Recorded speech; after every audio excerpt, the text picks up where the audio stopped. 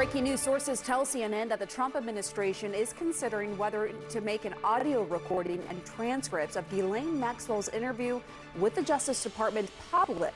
CNN's Elena Treen is back with us from the White House. What can you tell us, Elena? Yeah, that's right. Well, first I would point out, Pamela, that it wasn't previously known that they actually had made an audio recording of the Deputy Attorney General Todd Blanche's interview with Ghislaine Maxwell, which we know occurred over the period of 2 days a couple weeks ago, last month. And essentially, from what we're hearing from both sources within the Justice Department and here at the White House, 3 senior administration officials told us that what's currently being discussed is whether or not they want to make the audio and the transcripts of that meeting public. Now, we know that they are going through and digitizing some of the audio. We were told by one official that the interviews were more than 10 hours, and also going through transcribing it and, of course, redacting parts of it where maybe victims' names who have not been previously made public, trying to redact those if they do ultimately release this information. Now, I think a big question, of course, is we all knew that Blanche went to Florida to have a sit down with Maxwell, one of Epstein's associates who is currently serving a 20-year term for some sex crimes that she was engaged in along with Epstein. And the question was, are you even going to share any of that information? Now we're learning that that is, of course, a big topic of conversation between people here at the White House and the Justice Department. Some of the people we spoke with said that they want to release this information sooner rather than later. They believe that the Trump administration needs to be more in control of the optics of all of this. Others said, they believe that the Epstein story has largely died down right now, and they would prefer not to resurface that at this moment. But all to say, it's a big topic of conversation. We could see some of this information come to light shortly. I would also note that we did hear from White House Communications Director Stephen Chung, who essentially said that he believed that this is nothing more than CNN trying to desperately to create news out of old news. He was pointing to a Newsmax interview the president did last week where he essentially said that he would like to release everything, but that we don't want people to get hurt that shouldn't be hurt. He also argued that he hadn't, at this point, this interview was done Friday, that the president argued he hadn't spoken directly with Blanche about this. So all to say, this is new information that we, of course, had not known before. The fact that there is an audio recording of this and that perhaps the White House is going to release this transcript of everyone kind of staying by to see what ultimately they will do, Pamela. All right, Elena, thanks so much. Joining us now, CNN senior legal analyst Ellie Honig. Ellie's a former federal and state prosecutor. What's your reaction, Ellie, to the Justice Department considering releasing of Deputy Attorney General Todd Blanche's interview that went on for hours and hours with Maxwell?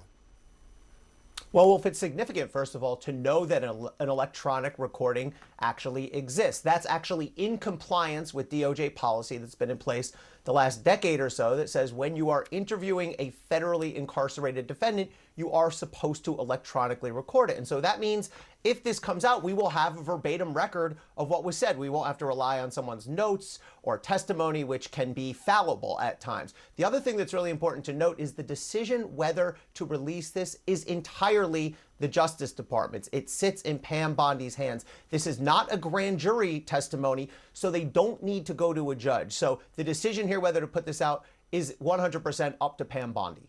How common is it, Ellie, for the U.S. Justice Department to publicly release this type of recording?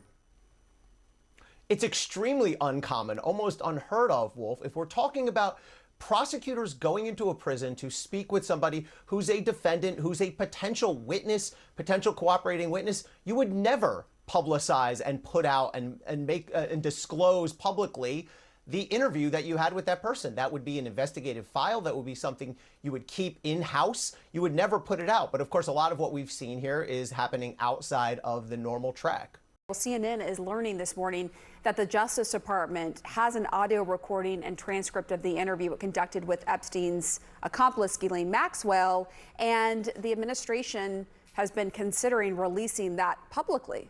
What do you think about that? Would you support it? I would support it. I mean, it was a very unusual interview to begin with. It's very unusual that she's been moved to the prison that she is in. We need transparency right now.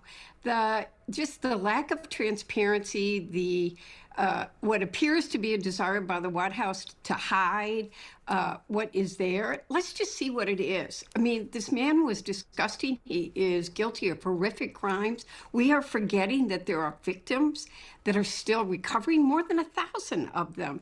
We need to know what the facts are, and then we need to move on, because quite frankly, not the Democrats, it's the Republicans in the Congress that are keeping business that needs to get done for the people of this country by blocking rules to consider anything. Well, there are two victims, at least two, who actually wrote the court. And their identities are anonymous right now, but they're concerned that they could be exposed with the release of grand jury testimony, right? They say that this is political warfare and that people are being insensitive to these victims. How can Congress simultaneously push for transparency while also protecting the victims here? I think the victims have a right to have their names not made public. I think that there have been, we know that there's an ability to hide their names, yet talk about what the facts and some of it was. I have, unfortunately, I'm glad that the person felt that they could come forward and talk to me. They're scared to death. They don't want their name to become public or become part of a hate tunnel. You know, people don't understand what happens to people when their name becomes public. People that don't know them, they have no facts, just go after them in all kinds of horrific, brutal, bullying, frightening, threatening ways. They've already been victims. They want to move on with their life, and they're scared to death about what is going to happen if their names become public. So tell us a little bit more about that conversation you had. And, you know, you said they want to move on with their life, and yet, you know, the Democrats and Republicans are calling for more transparency, which will only keep this out there in the headlines. I think that the calling for transparency is there a list? Is there a list of, you know, here's what happened. Okay, it wasn't Democrats who called for this. As part of his campaign, he said he would make the Jeffrey Epstein list public. The Attorney General stood in front of the White House and said, I have the list on my desk. We will make this public. They said to their mega base, we're going to be transparent. We're going to tell everybody what happened. But, you know, when you release a list, it's of the abusers. It isn't of the victims. In this country, we have tried very hard to protect the victims. I'm somebody who works in domestic violence abuse every single day, trying to help people. They should not ever have their names. They're sexual assault. I've helped some who've been victims of they're survivors. They don't want to be called victims. Their names should not be made public. It's hard enough for people that just are like that. When you take a case like the Jeffrey Epstein case, which is on the minds of millions of people across this country, there are people that are not kind. There are people that are mean and brutal. There are people from other countries that are trying to stir up more trouble in our country. And those survivors become victims again by the sheer hatred and brutality that people put towards them. Not, you know, some of us have empathy and compassion, but that's not what they feel. They feel the hate that comes at them. And we need to understand that's happening too much in our country, period, on social media.